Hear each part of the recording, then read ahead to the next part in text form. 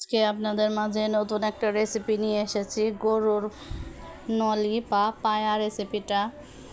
তো আমি এখানে পেঁয়াজ দিয়ে দিচ্ছি লবণ, দিয়ে দিচ্ছি আদা রসুন বাটা,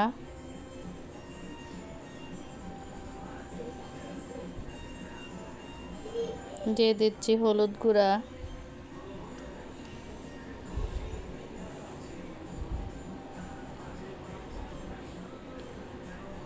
দিয়ে দিচ্ছি মরিচ গুঁড়া,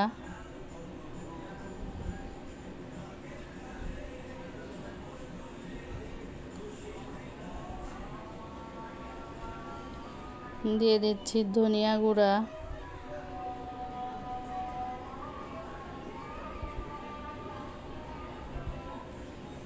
দিয়ে দিচ্ছি গরম মশলা,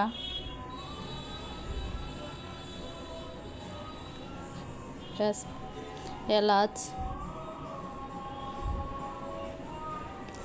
তো আমি এই উপকরণগুলো সবগুলো মেখে নেব।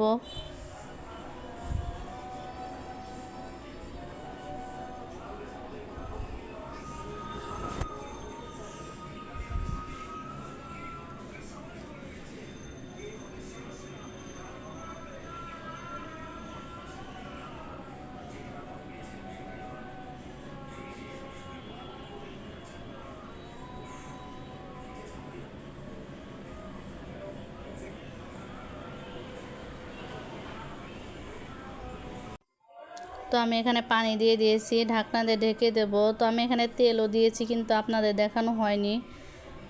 তো আমার পায়াটা প্রায় রান্নার শেষের দিকে।